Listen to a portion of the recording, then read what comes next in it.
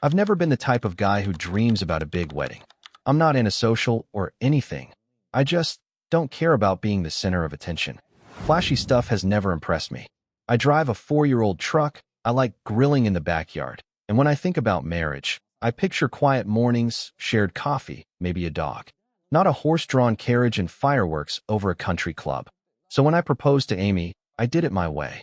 Just us, on a hike we both loved, standing under this ridge where the sun hits perfect in the fall. She cried, said yes before I even finished the sentence. I thought that was the moment our lives really started.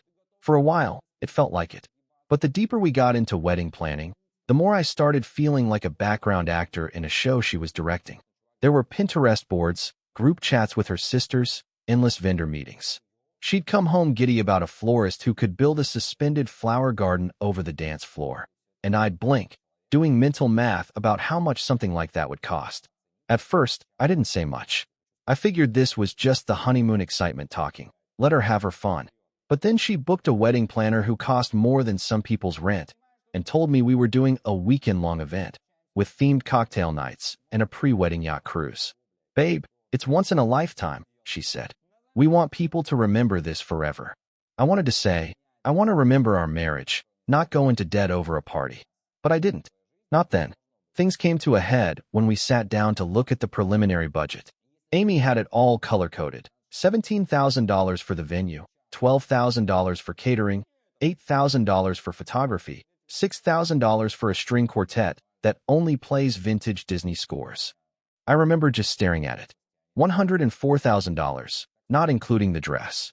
I tried to be gentle. I told her we could scale it down and still have something beautiful.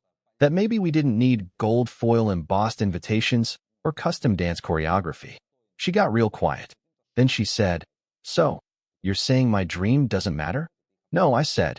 "I'm saying our life after the wedding matters more." She stood up. Her face looked wrong. Not angry, exactly.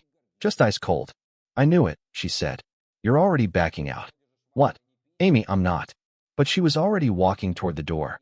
She grabbed her keys and turned back long enough to say, "You know what? Maybe you're just not the one," and slammed the door behind her. That was Friday night. I didn't chase her, didn't call, didn't send some desperate text asking her to come back.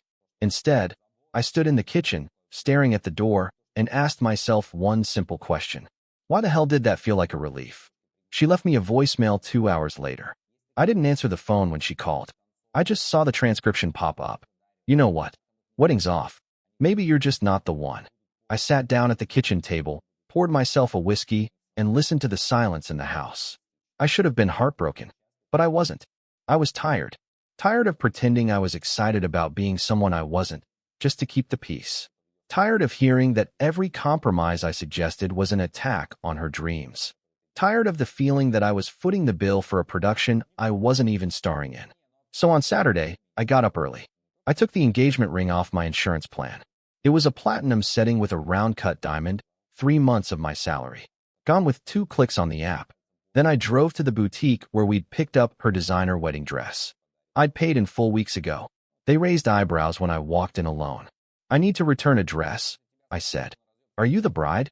the woman asked, trying to be helpful. "No, I'm the guy who paid for it." Technically, the dress was non-refundable, but the boutique owner took one look at my face and offered me store credit. I said, "Can I use it on a really expensive pair of sweatpants?" She laughed. I didn't. I spent the rest of the day doing all the things I'd put off for months. Changed the locks, just in case. Canceled the string quartet. Called my bank to cancel 2 checks I'd written to vendors. Then Sunday came. My friends invited me over to grill and watch the game. I almost said no. I didn't want to talk about what happened, but I went. We drank beer, made ribs, and argued over which team had the worst defense this season.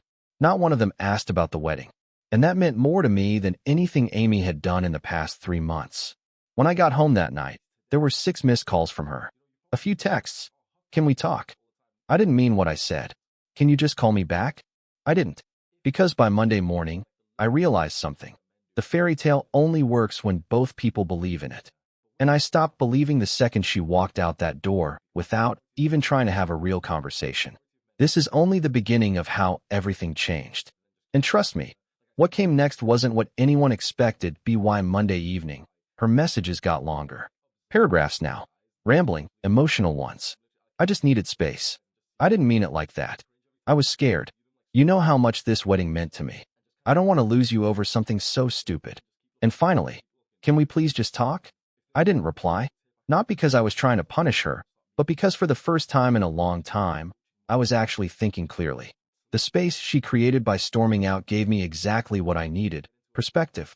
I started replaying our entire relationship in my head. The small red flags, the emotional manipulation disguised as passion, the way everything always had to go her way if we wanted peace. I remembered the first big fight we ever had. It was over a weekend trip with my college buddies. She said it made her feel excluded and second tier. I canceled the trip. She didn't thank me. She acted like that was just how things should be. Then there was the time my sister asked me to help her move, and Amy pouted the entire weekend because she wanted us to go wine tasting instead. She told me, "You're not her husband, you're mine."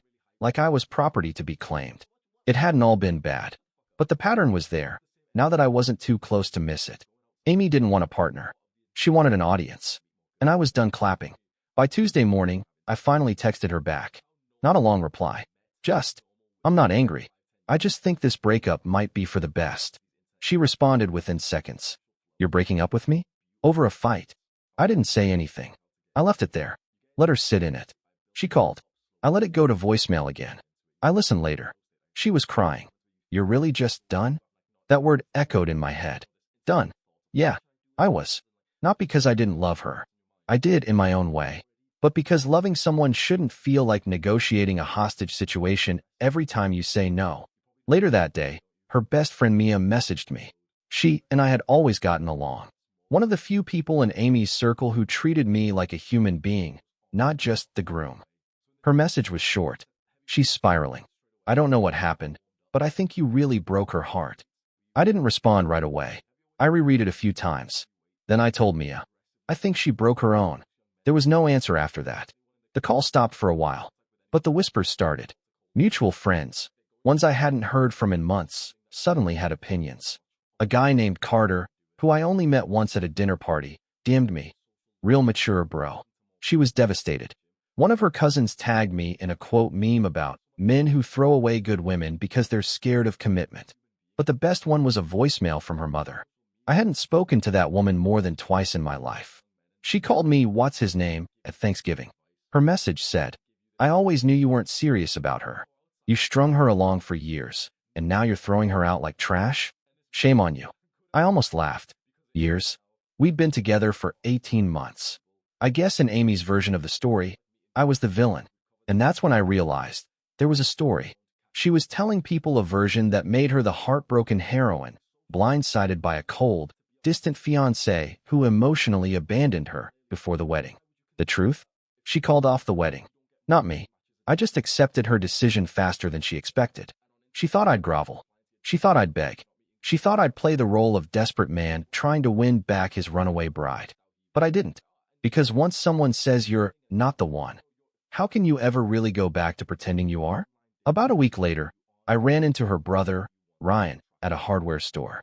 Weird coincidence. I was getting mulch for the backyard. He came over with a tense smile, hands in his pockets. "Hey man," he said. I nodded. "Hey." We made small talk for a minute. Then he said something I'll never forget. "She's not used to people walking away from her." I blinked. "That's supposed to make me feel bad?" He shook his head. "No, just letting you know what you're up against." Up against? That choice of words stuck with me. Because that's when I realized Amy wasn't going to let this go. Not quietly. Not with grace. She'd built her whole identity around this wedding. This story she could brag about, post about, soak in for likes and admiration. And I'd pulled the plug on her big finale. I didn't realize how far she was willing to go to get revenge until it started. First came the refund requests. From vendors we'd already paid. Apparently, Amy had gone behind my back, pretending we were still together, to redirect some deposits into her personal account. Then came the dress boutique. I got a call from the owner, same woman who gave me store credit, saying Amy had showed up furious, demanding to know why they'd stolen her dress. When they told her it was returned by me, she reportedly screamed he had no right. She told them we were still engaged, told them I'd stolen her property, that I was unstable. that I'd had a breakdown. It all felt like some kind of unhinged PR campaign, but the target wasn't the public. It was everyone around me. Friends started pulling away. Some stopped replying to texts. One couple uninvited me to their baby shower. I found out through a mutual friend that Amy told people I'd been emotionally abusive, that I controlled her finances, that I pressured her into the engagement and then flipped when it got real. None of it was true. But you know what they say, tell a lie with enough tears in your eyes and people will believe it. I kept my head down for a while, let the noise blow over, until something happened that crossed a line I never saw coming. It started with a knock at my door. Late, almost midnight, and when I opened it, I wasn't prepared for who was standing there. It was Mia, Amy's best friend. She looked like she hadn't slept in days, makeup smudged, hair thrown into a half-broken ponytail, standing there on my front porch clutching her phone like it might break in her hand. "Can I come in?" she asked, voice low. I stepped aside without a word, led her to the kitchen, poured her a glass of water. She didn't drink it. She just sat at my counter, staring at the tile, breathing hard like she'd just run a marathon. "I shouldn't be here," she said. "Then why are you?" She laughed short, bitter. "Because I'm done lying for her." I didn't say anything. I just waited. She looked up at me, eyes bloodshot. "You didn't do anything wrong. Not one thing. And I can't keep pretending like you did." I leaned against the counter, arms crossed. Pretending for who? For her. For everyone. And then she told me everything. How Amy had been twisting the story since the night she left. How she'd immediately started working the narrative, that I had humiliated her, that I sabotaged the wedding, that I emotionally manipulated her into thinking we were happy just so I could abandon her at the finish line. She made it sound like you broke her heart on purpose, Mia said. Like you were punishing her. For what? Mia looked down. She didn't say, but I could read the subtext. Amy didn't need a reason. She just needed to make sure no one blamed her. Mia pulled out her phone. "I shouldn't be showing you this. But if I don't, I'm part of the problem." She opened her gallery and handed it to me. My heart started pounding before I even knew what I was looking at. Photos. Of me. In my own backyard. At the grill. Laughing with friends. From the Sunday after Amy left. They were taken from a distance. Through a fence or behind a tree. Maybe. Blurry. Zoomed in. "She followed you," Mia said. I don't know if it was her or someone she asked, but she wanted evidence. To prove you weren't heartbroken. So she could show people you never cared. My blood went cold. "You're serious?" Mia nodded. She said she needed to protect her version. Her words. I didn't know what to say. This wasn't just heartbreak. This was obsession. This was calculated. "She told her mom you cheated," Mia added. "That's where the voicemail came from." "I didn't cheat." "I know. That's why I'm here." Mia looked at me, and for a second I saw something in her face I hadn't noticed before. Pity, maybe. Or regret. She's unraveling, and instead of asking for help, she's building this fantasy where she's the victim. And you're the villain. I sat down slowly. My hands were shaking. Then she told me the worst part. She filed a complaint. What kind of complaint? She told the wedding planner you'd been financially coercive, that you used money to control her. Said you threatened to ruin her credit. What? I canceled 2 checks. That's it. She walked out. Mia nodded, quietly. I believe you. But she's not telling it that way. She's talking about a restraining order. I froze. She's what? She says you made her feel unsafe. That you're unpredictable. I felt my pulse spike so fast I thought I might throw up. All the air in the room changed, like the walls had gotten smaller. But I haven't even seen her. I know, Mia whispered. That's why it's dangerous. She's not trying to protect herself. She's trying to punish you. And if you don't do something soon, she's going to ruin your life. I sat there in silence. I'd seen Amy angry before. I'd seen her hurt. But this was something else. This was someone burning down the house because she didn't like how the furniture was arranged. Mia stayed a little longer. She told me to get a lawyer, that she'd be willing to talk to someone if things escalated. But she made one thing clear. She's not going to stop until she thinks she's won. I walked her to the door and thanked her, even though the words felt hollow. Nothing felt real anymore. It was like I'd stepped into a movie where the protagonist doesn't realize he's the villain until the 3rd act, and the twist is, he never was. I didn't sleep that night. Just laid in bed, staring at the ceiling, thinking about how fast love can curdle into something venomous. The next morning, I called a lawyer, told him everything. He listened, then asked, has she threatened you directly? No. Made any explicit accusations to authorities? Not yet. But she's telling people I'm abusive. He sighed. Document everything. Every message. Every voicemail. Don't reply to anything emotionally. And if she contacts you again, tell her to go through legal channels only. That part hit me hard. Amy. The woman I once wanted to marry. The one I thought I'd grow old with. I was now being advised to treat her like a potential legal threat. And still, part of me felt guilty. That guilt didn't last long. Because 3 days later, I got a knock at work. 2 officers. They said they needed to speak with me privately. Amy had filed a police report, alleging harassment. She claimed I'd been sending threatening messages, that I'd made her feel stalked, that she feared for her safety. They asked to see my phone. I handed it over. Clean. No messages. No calls. Nothing but a quiet block list. The officer glanced at me. She said you showed up at her gym 2 nights ago. I was at my house. With friends. We were playing poker. Can they vouch for that? Absolutely. They didn't arrest me. But they left with copies of everything. Told me not to contact her under any circumstances. When they walked out, I felt something collapse inside me. This wasn't over. This was just the beginning. And the next move wouldn't be mine. The next 2 weeks were a slow-motion implosion. At first, I thought having proof would protect me, that if I just kept my head down and stayed quiet, the truth would eventually rise to the surface. But the truth doesn't stand a chance when someone's screaming louder. Amy had gone full scorched earth. Every mutual friend we had now treated me like radioactive waste. People who used to ask me for favors or grab drinks with me after work stopped replying. I heard she told them she had evidence of my emotional abuse. That she was just too embarrassed to take it public. Her version of the story was airtight, a sob story just dramatic enough to feel believable, but vague enough to be impossible to verify.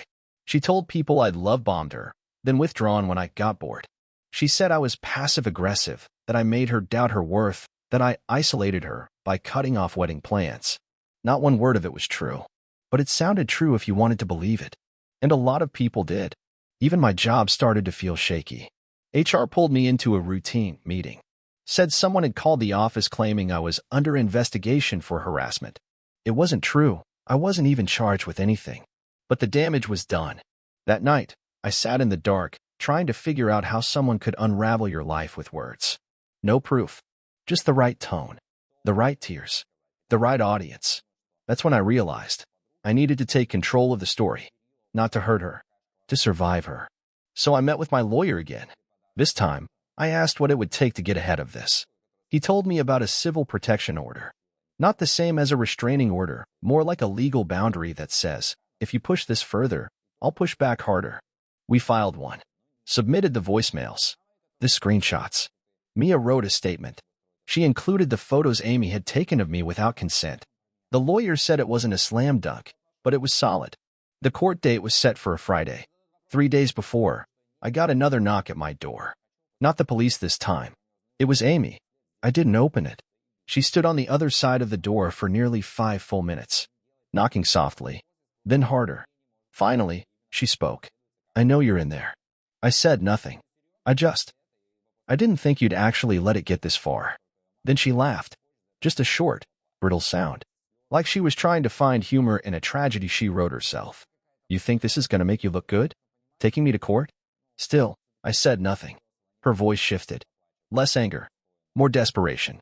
I was just hurt. You left me. Another pause. I'm the one who should be mad, you know.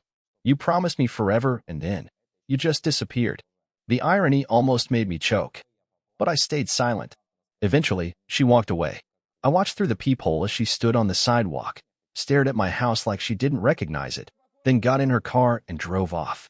Court day came. She didn't show. Her lawyer sent a notice saying she was emotionally unfit to attend. The judge granted a provisional no-contact order and scheduled a formal hearing. But even winning felt hollow. Because what I lost wasn't just a wedding. It was my reputation. My peace. The version of me that believed love couldn't turn violent without a single raised hand. I thought that would be the end.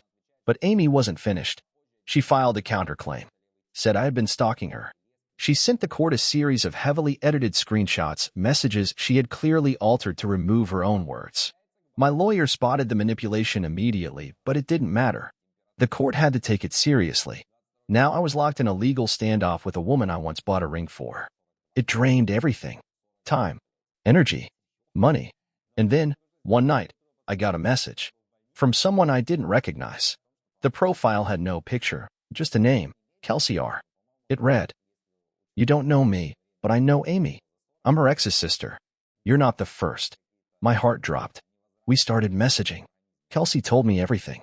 Years ago, Amy had been engaged to her brother, Jordan. Same story. Dream wedding. Obsession with image. Total emotional control.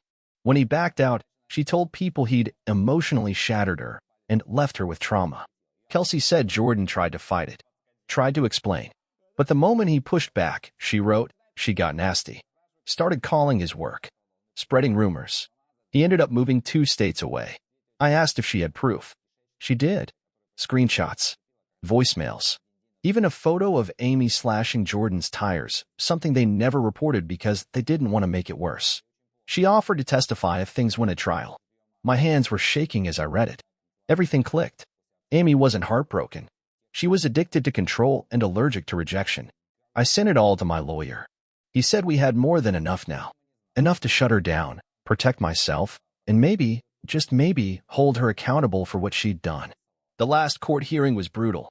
Amy cried, wailed, really, said I'd ruined her life. But this time, the judge didn't look convinced. Especially not after Kelsey gave her statement. The order was finalized. Permanent. She was barred from contacting me, coming near me, or making defamatory statements about me to third parties. If she violated it, it wouldn't be civil anymore. It'd be criminal. I walked out of that courtroom free. Exhausted, but free. People eventually stopped whispering. Some friends came back. Some didn't. But I found peace in the quiet. I never posted about it. Never tried to defend myself publicly. Because the truth doesn't need applause. It just needs air. I've been dating someone new for 6 months now. Quietly. No public drama. No wedding Pinterest boards. Just slow mornings. Coffee. A dog, like I always wanted. Sometimes, she asks why I flinch when the phone rings. I tell her it's a long story, and I never let it go to voicemail.